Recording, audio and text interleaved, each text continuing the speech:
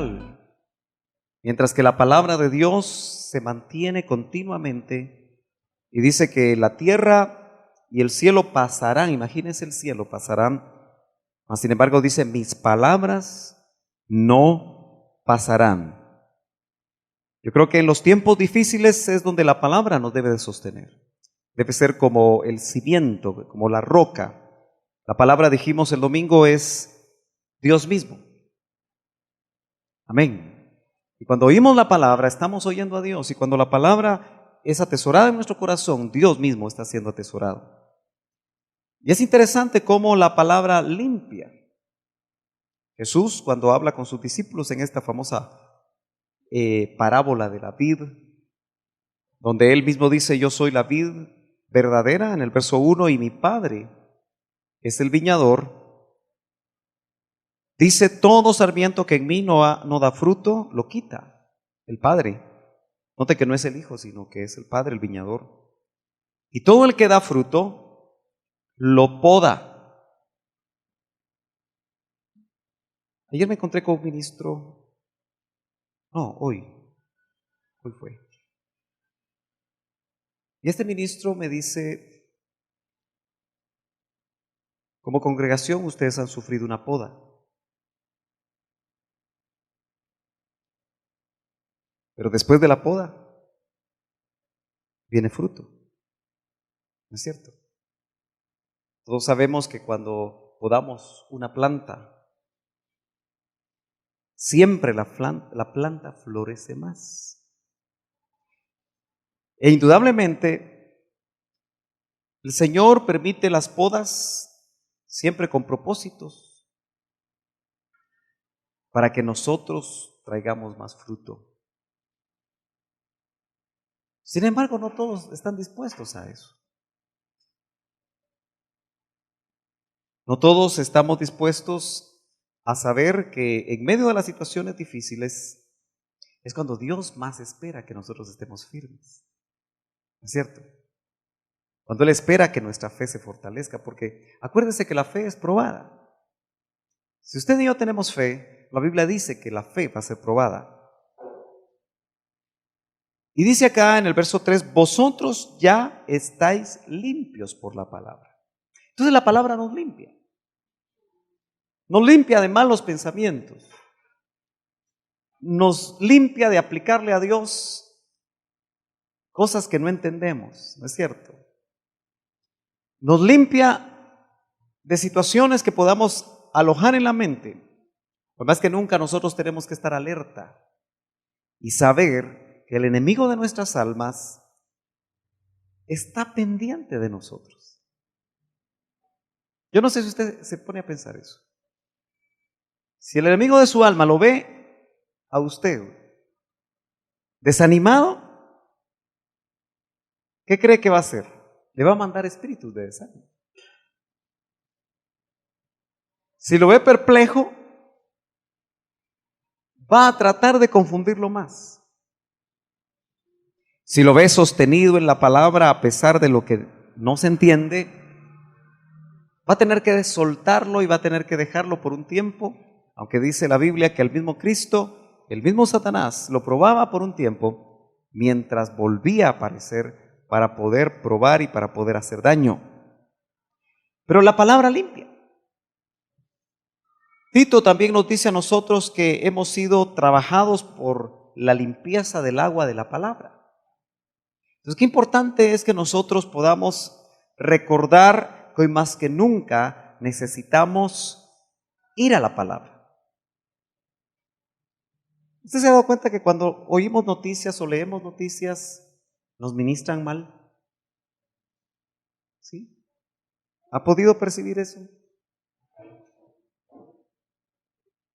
Yo recibo la prensa todos los días y cuando yo siempre la veo de atrás para adelante. Prefiero quedarme con los deportes. Aunque nuestros atletas no hacen mucho, pues siempre da la curiosidad de saber qué hicieron, ¿verdad?, en las Olimpiadas. Pero cuando uno empieza a ir a las páginas centrales y las primeras páginas, siempre ha notado que en las primeras páginas aparecen los escándalos. políticos, y en las últimas los reportes bomberiles o policíacos, ¿verdad? Donde es alarmante la forma como continuamente la gente en este país sigue muriendo. Día tras día mueren 10, 15, hasta 20 personas con arma de fuego. Recientemente me pude dar cuenta que incluso las mismas escuelas están siendo atacadas. Jovencitos de 12, 13, 14, 15 años. 5 me parece que murieron en un ataque de maras de hace 2 o 3 días. Y eso llega a la mente, ¿no es cierto? ¿Y qué produce? Produce temor en algunos casos. Produce inquietud. Produce que uno hable cosas. ¿No es cierto? Que uno diga cosas.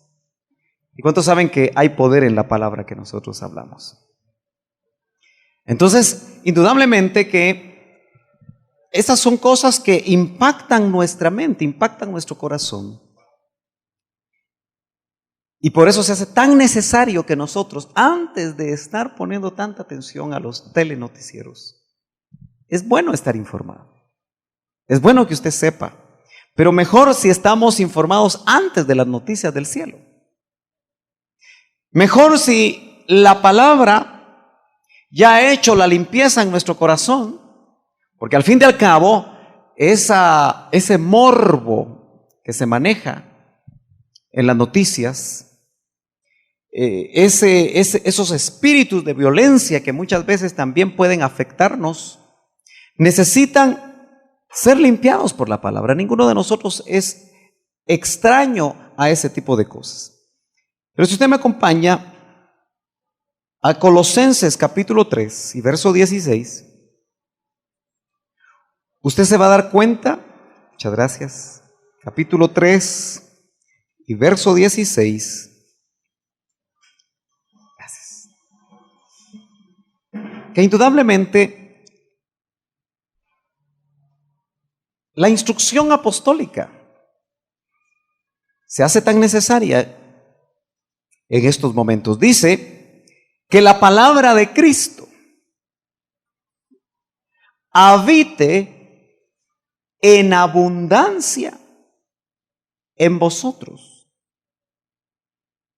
con toda sabiduría, enseñándoos y amonestándoos unos a otros con salmos, himnos y canciones espirituales, cantando a Dios con acción de gracias en vuestros corazones.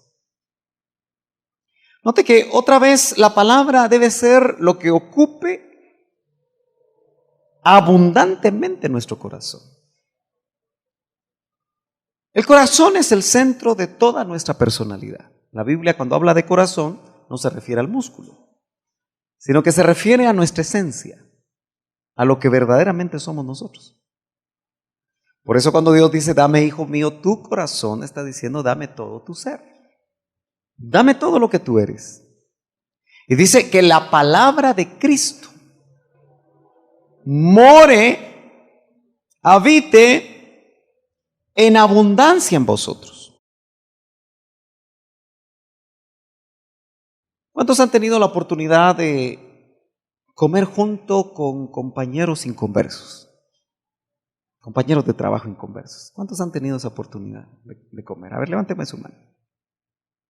Bueno, yo hacía rato que no comía con inconversos.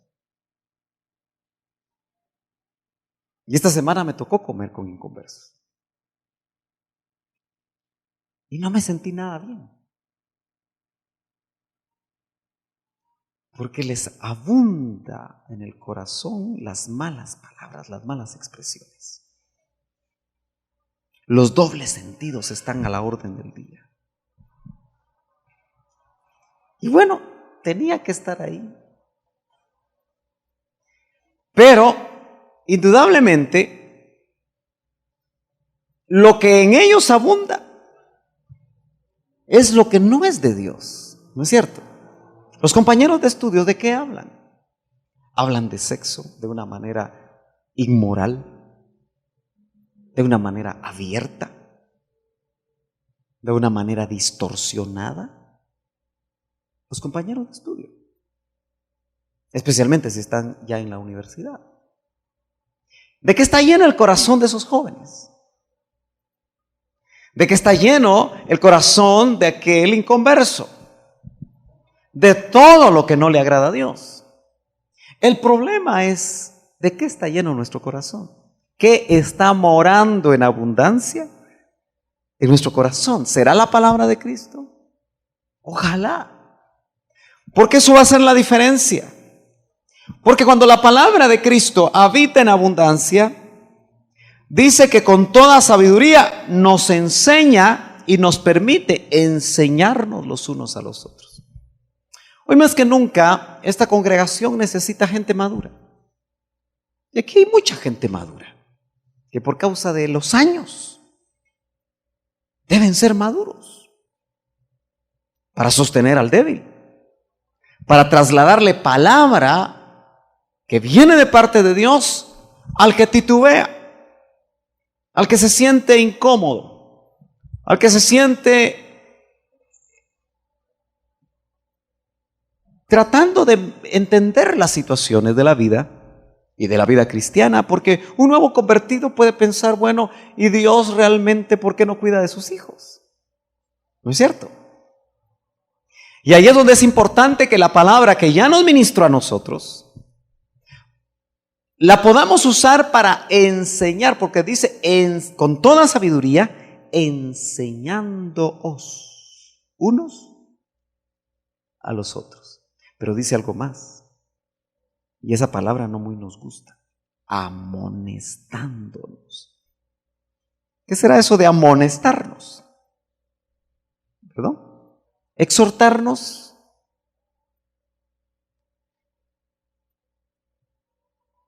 Es poder decirle al hermano: mira, no te vi en la vigilia. ¿Qué pasó? ¿Qué te quedaste haciendo? Eso es amonestar, eso es exhortar. ¿Sí o no? Necesitamos eso. A usted ya le pasó fotografía a los que no vinieron. El domingo van a estar aquí sentados todos, con sus caritas bonitas.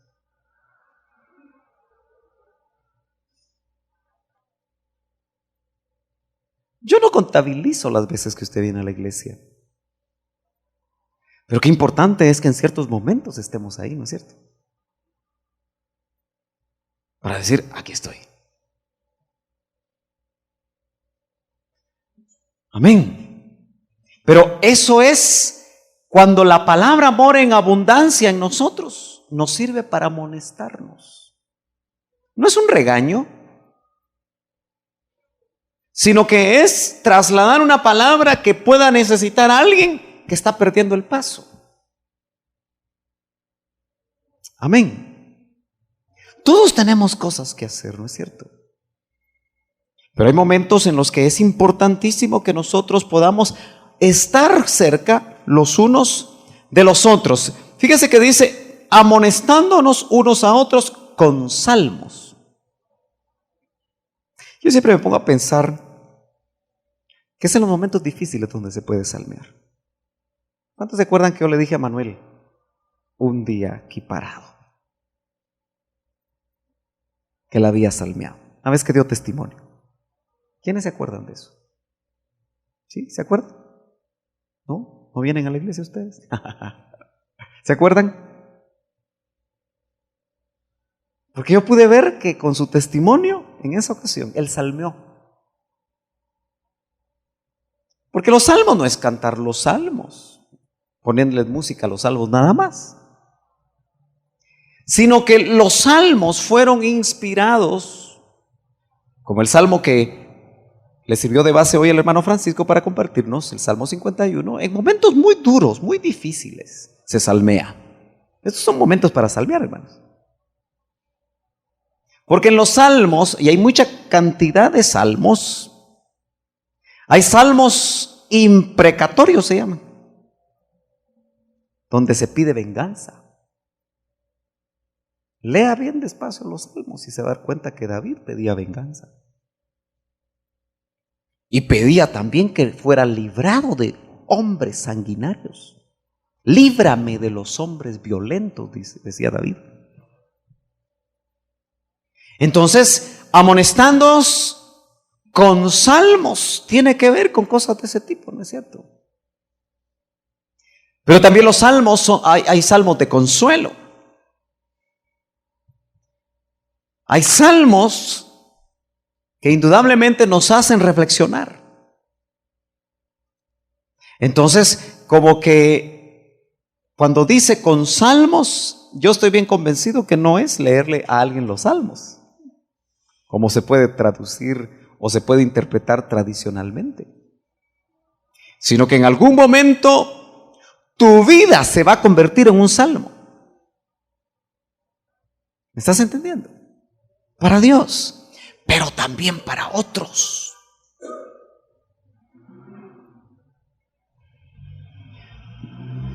¿No es lo mismo cantar como cantamos ahora? Porque ahorita no está fácil cantar, ¿verdad? Pero yo me gozo cuando nosotros cantamos con gozo, con alegría, con libertad. Aunque no todos lo pueden hacer. ¿Sabe por qué? Porque a nosotros se nos ha olvidado que somos un ejército, que ganamos batallas cantando.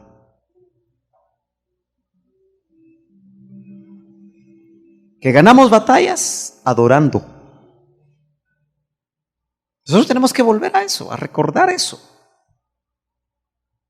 Porque el gozo es nuestra fortaleza. Y cuando nosotros cantamos con gozo a pesar de las circunstancias, el enemigo se da cuenta que con nosotros no va a poder.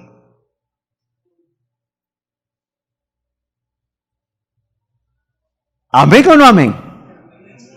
¿Ya se durmió? No, todavía no, ¿verdad? Pero nosotros necesitamos recordar que somos del ejército de Dios. Qué bonito es cuando decimos, oigo el sonar del ejército de Dios, y que usted empieza. Yo sé que los directores de alabanza se frustran a veces con nosotros porque parecemos momias, estamos así todos quietos, así, y nos movemos. Pero qué bonito, ¿verdad? Que cuando dice, oigo el sonar del ejército de Dios, y uno empieza, oigo el sonar del ejército de Dios. ¿Sabe qué recuerdo yo de Estuardo? La última vez, y qué lástima que todos los papás que no traen a sus hijos a los cultos de jóvenes se lo perdieron. Pero en esa ocasión que él predicó a los jóvenes, habían unos 10 jovencitos acá, que tal vez no sé si están algunos acá. Pero él nos hablaba y nos contaba cómo en una congregación que él admiraba mucho la forma de alabar, creo que Fernando estuvo, ¿te acuerdas? Y nos hablaba cómo el soldado con una mano tomaba la lanza, con esta mano una lanza bien pesada y con esta el escudo, ¿verdad? Y me parece que también usaba la espada. Pero esa congregación tomó muy en serio la investigación que hizo de cómo los soldados peleaban en los tiempos, los soldados israelitas, y entonces ellos lanzaban así, ¿verdad? De esta manera y con el brazo así, porque estaban sosteniendo el escudo. Eso me quedó muy claro a mí, me quedó muy vívido. Porque ¿usted cree que Estuardo estaría aquí contento con ver nuestras caras? ¿Es con usted? No. Si él está allá feliz, hermano, igual que Manuel. Y nosotros como congregación seguimos adelante. ¿Es cierto? Muchos estarán viendo cómo actuamos. Los policías que están ahí, que fueron testigos de todo lo que pasó, Ellos nos están observando. ¿Sí o no? Los vecinos. ¿Cómo estamos enfrentando las cosas? Por eso me gozo y yo lo animo. Este no es un velorio, hermano. El velorio ya pasó. Y nosotros entregamos con el dolor del corazón los cuerpos de los hermanos. Pero hasta ahí llegó, pues. Ahora nos mueve la esperanza. Ahora nos mueve las promesas. La palabra. Que more en abundancia en vosotros. Hermano amado, yo tengo muchos años de leer la palabra y caminar en el Señor y me pregunto, ¿cuánto de la palabra habita en mí? Porque hay mucha palabra que se pasa por un lado y sale por el otro. Pero es en los tiempos de crisis que tú vas a definir y vas a ver si la palabra habita en ti en abundancia o no. La palabra no debe saturar. Acuérdese que ya vimos que nos limpia. Siempre que pienso en esto me recuerdo de una forma muy fácil de poder sacar la basura de un cubo sin tener que meter la mano. ¿Cómo sacaría usted de un cubo la basura sin meter la mano? Echando agua, ¿verdad? Si usted a ese cubo le echa agua, la basura va a subir, ¿no es cierto? Y en la medida que se rebalsa el cubo, la basura va a salir. De esa manera nos saca la palabra la basura que tenemos adentro a veces. ¿Sí? Rencores. Mire, hermano, esta congregación tiene que dejar las rencillas que hay entre algunos de los hermanos. Yo no sé si como pastor voy a tener que llegar a sentar a uno. Bueno, sentate aquí y sentate aquí. Arreglate. Porque estaba esperando eso. Arréglate pues. ¿Tienes algo con tu hermano? Arréglalo. ¿Por qué? Porque es amonestarnos. ¿Sí o no? Porque indudablemente Dios anhela eso. Que nosotros podamos deponer muchas veces nuestras formas de ver las cosas y que a veces queremos implantarlas a los demás. Dice, amonestándoos con himnos y canciones espirituales. Cada una de estas cosas uno podría profundizar un poquito, pero me interesa más lo que tiene que ver con la palabra. Cantando a Dios con acción de gracias en vuestros corazones. Nosotros tenemos que empezar a cantar en esta congregación con acción de gracias por lo que pasó. Yo no creo que Dios se agrade de un culto donde siempre estamos adoloridos y adoloridos y adoloridos y adoloridos. Yo creo que si la palabra empieza a hacer el efecto que tiene que hacer, dar consuelo, dar fortaleza, lo que va a subir es una alabanza verdadera para Dios. Es que mire, yo quiero que usted me entienda. Yo estoy muy consciente de los sentimientos que nosotros tenemos, y los tenemos todos. Pero no podemos con sentimientos elevar un verdadero culto a Dios. ¿Me está siguiendo? Sino que nuestros sentimientos tenemos que ponerlos delante del Señor para que la palabra misma los vaya poniendo en perspectiva, los vaya consolando, nos vaya consolando, aunque tome tiempo, pero tenemos que entender que el Señor anda buscando alabanza, adoración en espíritu y en verdad. Fíjese que un poquito antes, note usted lo que dice Colosenses capítulo 3, verso 13. Soportándoos unos a otros. Fíjese que yo me pongo a pensar, disculpe que tenga que ser tan gráfico, pero ¿será que alguien tenía algo contra Estuardo? Alguien de la congregación que estaba inquieto con algo que no arregló con Estuardo o que no arregló con Manuel y se fueron. ¿Cómo se sentirán esas personas? Estoy pensando hipotéticamente.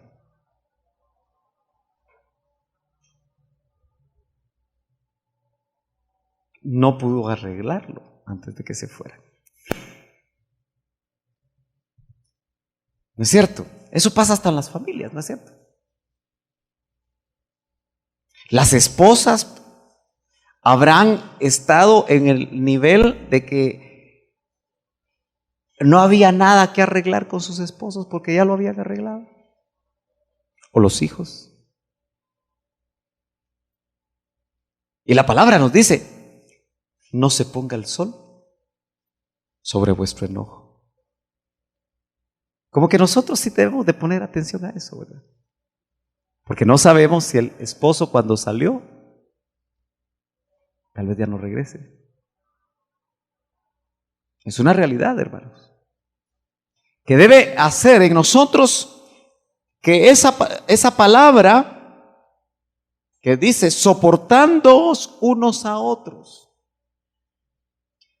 y perdonándoos unos a otros.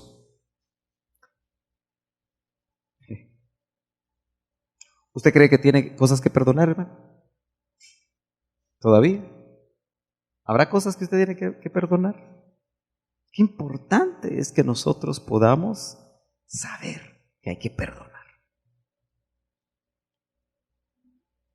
Perdonar en familia, perdonar en la congregación, perdonar en el trabajo, perdonar en el estudio, porque eso es dejar que la palabra habite en abundancia en nosotros, porque cuando está habitando tan abundantemente que nos obliga, por así decirlo, nos mueve, nos lleva, nos invita a que hagamos las cosas.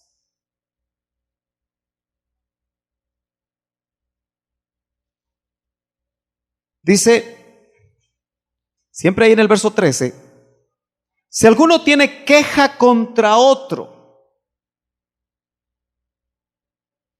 ¿tendrá usted queja contra algún hermano aquí?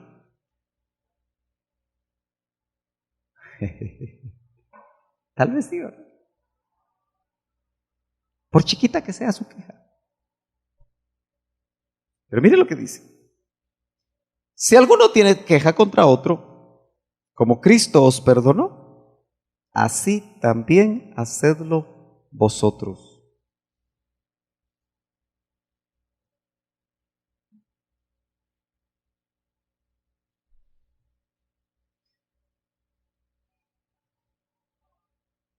A veces las quejas son por cosas tan triviales. Medite y piense. Es que no me gusta lo que me dijo. Es que no me gusta cómo me vio. Es que tan pesado. Se nota, mire, uno en consejería y administración oye todo eso.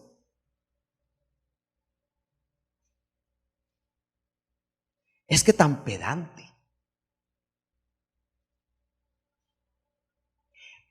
Es que se cree la última Coca-Cola en el desierto.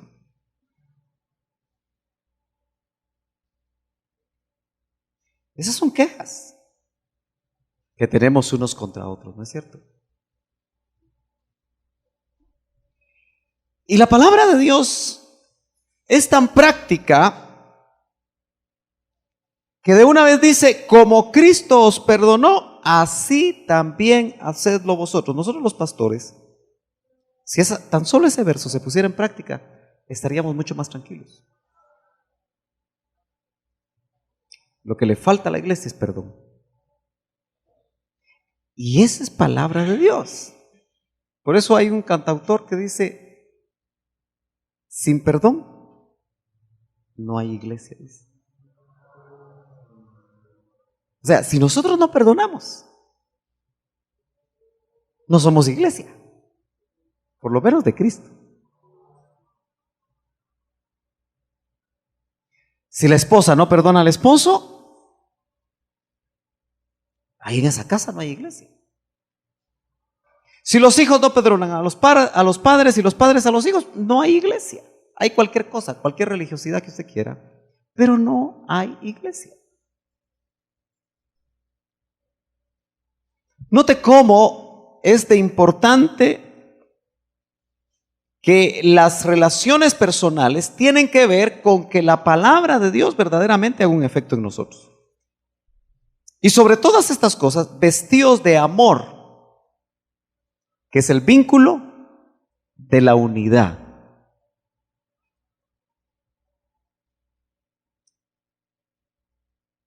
Desde que soy niño, desde que fui niño, mejor dicho,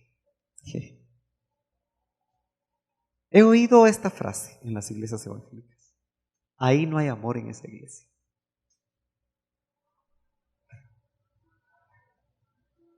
¿Usted ha sentido que en la iglesia donde asiste no hay amor?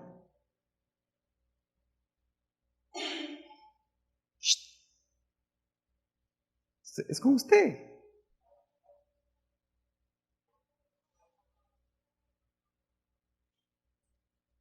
Hay en Estados Unidos, en Texas, una iglesia cuyo eslogan es Oasis de Amor.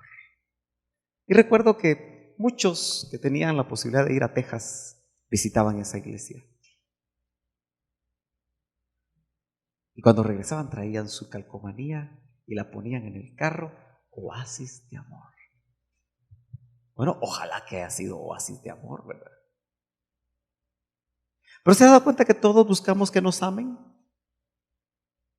Pero nos cuesta mucho amar.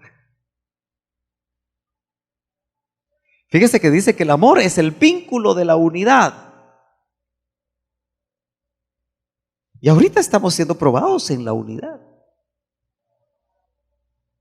Estamos siendo probados en el amor. Estamos siendo probados en nuestra disposición de poder realmente estar unidos cuando se necesita. Y cuando se necesita más es en la crisis.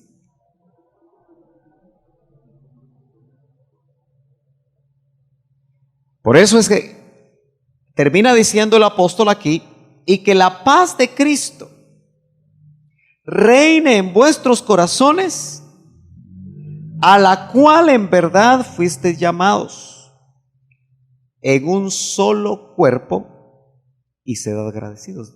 Dice que la paz de Cristo reine en vuestros corazones. Pero todo esto se va a poder hacer si la palabra de Cristo habita en abundancia en nosotros. Eso quiere decir que la palabra trae paz. Es la palabra la que nos va a traer paz a nosotros. Hoy más que nunca, hermano amado, lea la palabra, cómase la palabra. Deje que la palabra le ministre, que le limpie, que le fortalezca, que le dé confianza. Deje que la palabra opere milagros internos. Deje que la palabra lo anime. Deje que la palabra lo fortalezca. Deje que la palabra lo consuele. Porque sin ella no va a haber paz reinando. Y dice que para esa paz fuimos llamados. Eso quiere decir que en medio de circunstancias como estas, la paz de Cristo reina en nuestros corazones. Dice, a la cual, a la verdad, fuiste llamado. Yo fui llamado para que la paz de Cristo reine en mi corazón. En medio de las dificultades. ¿Dónde se puede necesitar la paz? En medio de la guerra, en medio de la batalla, en medio del dolor, en medio del sufrimiento. Ahí nosotros necesitamos que la palabra de Dios produzca todo lo que tiene que producir. Un verso más. Filipenses capítulo 2 y verso 16. Filipenses capítulo 2 y verso 16. ¿Lo tiene? Ok, dice: sosteniendo firmemente la palabra de vida, a fin de que yo tenga motivo para gloriarme en el día de Cristo, ya que no habré corrido en vano, ni habré trabajado en vano. Note cómo Pablo define la palabra y el mantenernos firmes en la palabra como la medida de que su ministerio no fue en vano.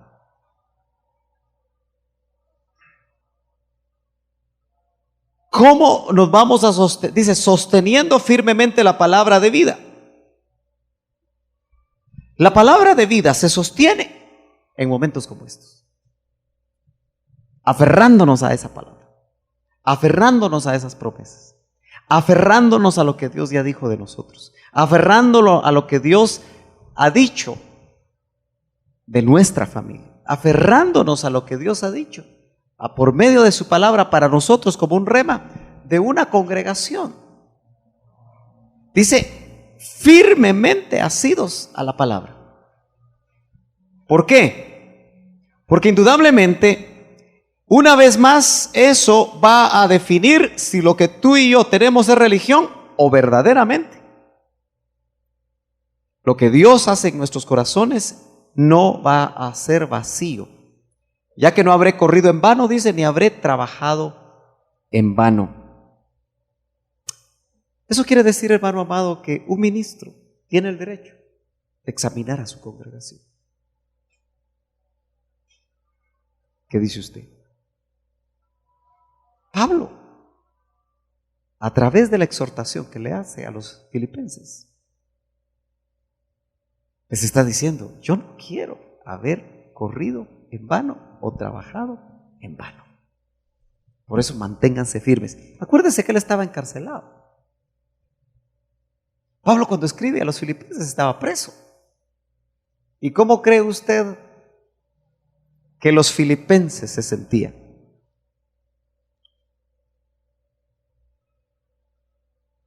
¿Qué pasa cuando yo me ausento unos días?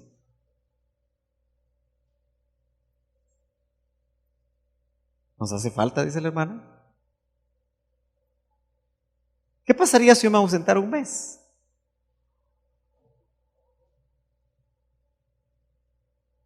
Pablo se había ausentado de los filipenses por más de un mes. Estaba preso.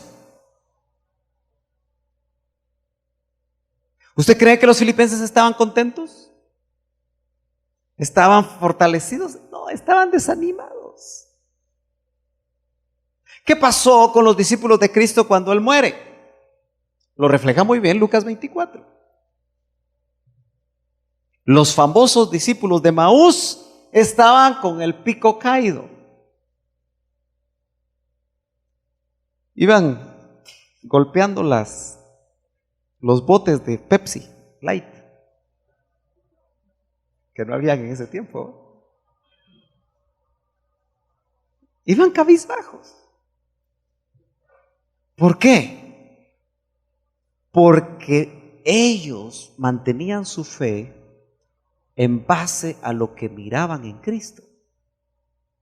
¿Se ha dado cuenta usted que nosotros nos mantenemos por lo que vemos?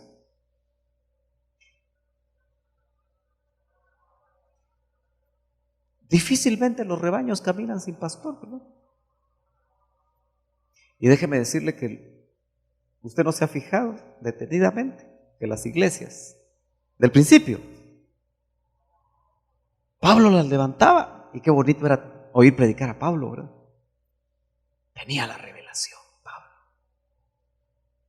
Tenía el conocimiento, Pablo. Pero Pablo estaba 3 meses con ellos y se iba. Y las congregaciones se mantenían. Nótelo, estúdielo bien. Eso quiere decir que las congregaciones del principio no dependían de un hombre. Dependían de Cristo.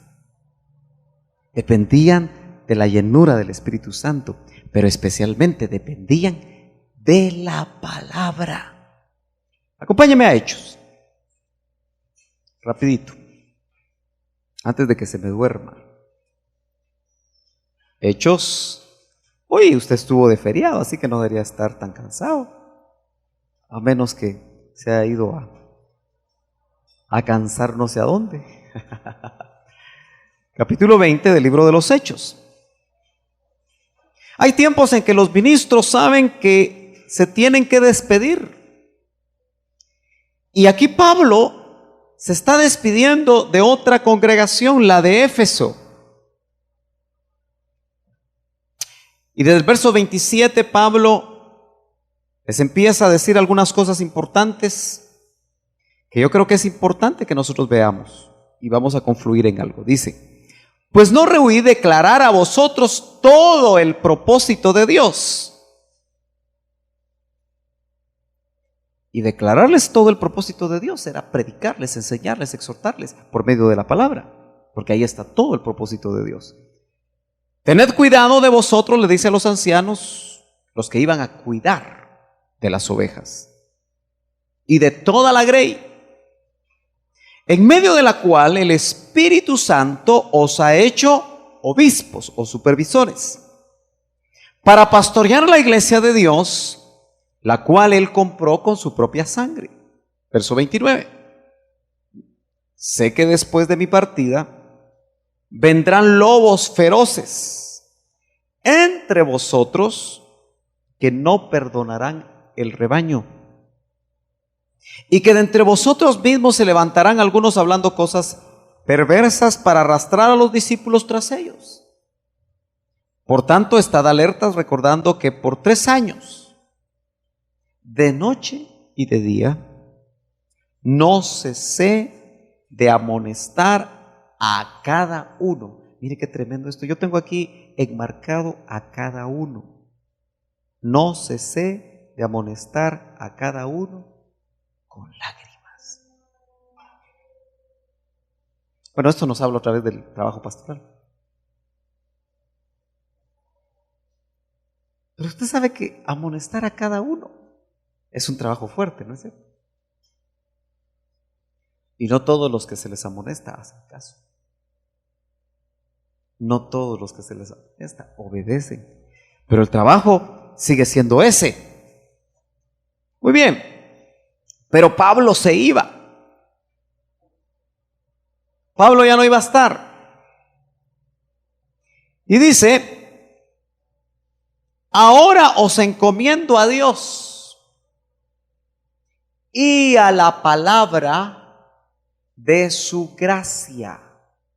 ¿Nota usted que cuando el ministro que te discipula o que te pastorea o que te ha cuidado ya no está, es más importante la palabra? ¿Te estás dando cuenta de eso?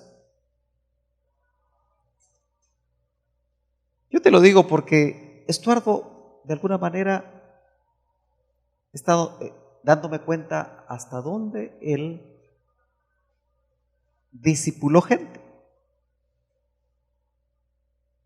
Y he encontrado algunos chats de personas que lo reconocen como su padre espiritual.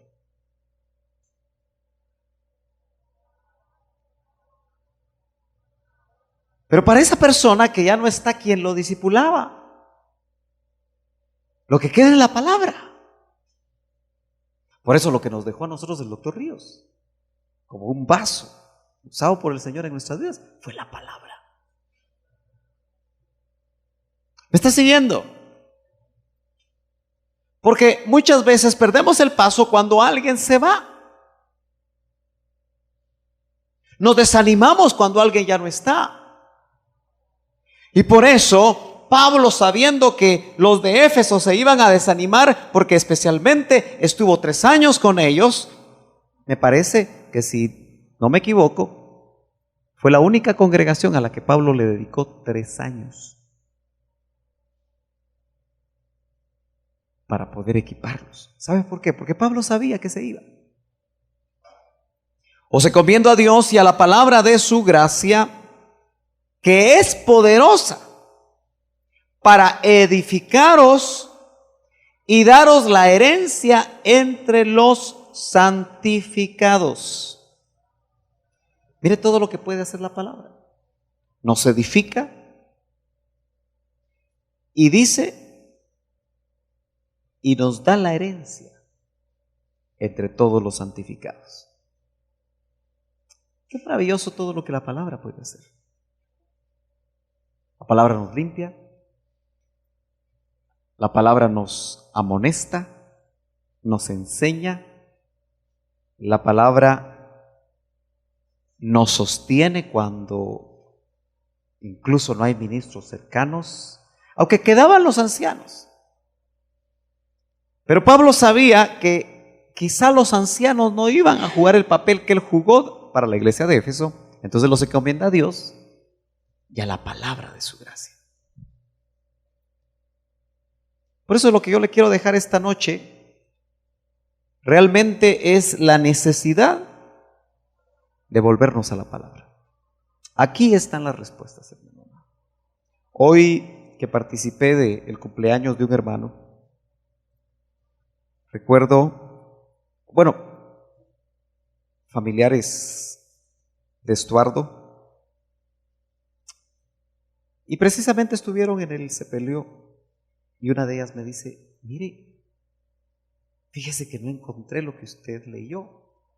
Algunos recordarán que leímos Isaías 57, el verso 1 en adelante. Pero a esa persona esa palabra le impactó fuertemente y creo que le trajo paz a su corazón. Eso me recuerda a mí cómo Dios puede ser tan exacto con su palabra para llenar nuestra necesidad. Por eso, como es vigilia de oración, tenemos tiempo hasta las 12 para poder orar. Entonces yo quisiera que usted expresara, y si alguien me ayuda, hoy no tenemos pizarrón aquí, pero no sé si alguien tiene una hojita y un papel. Me gustaría que tal vez Yuri nos ayudas, que nos fueras apuntando las peticiones que usted trae, porque usted vino a orar al Señor y yo sé que todos tenemos peticiones. Y si conocemos peticiones específicas, hemos hablado en algún momento con la hermana Sandra Loy o con la hermana Sandra Mejía, y quizá también podemos ser portadores de necesidades. Yo sé que los hermanos Martínez visitaron, parece que ayer, ¿verdad? La hermana Egma, no sé si ayer fue. ¿Ya no pudieron ir? Muy bien. Entonces, pero la mamá de Estuardo pues estuvo hospitalizada con una neumonía y una pancreatitis. Hoy me enteré de que ya salió del hospital, pero indudablemente hay necesidades ahí, ¿no es cierto? Entonces, vamos a orar por la salud de la hermana Egma, mamá de Estuardo Loy. Pero también yo quiero abrir un momento para que usted presente sus propias peticiones.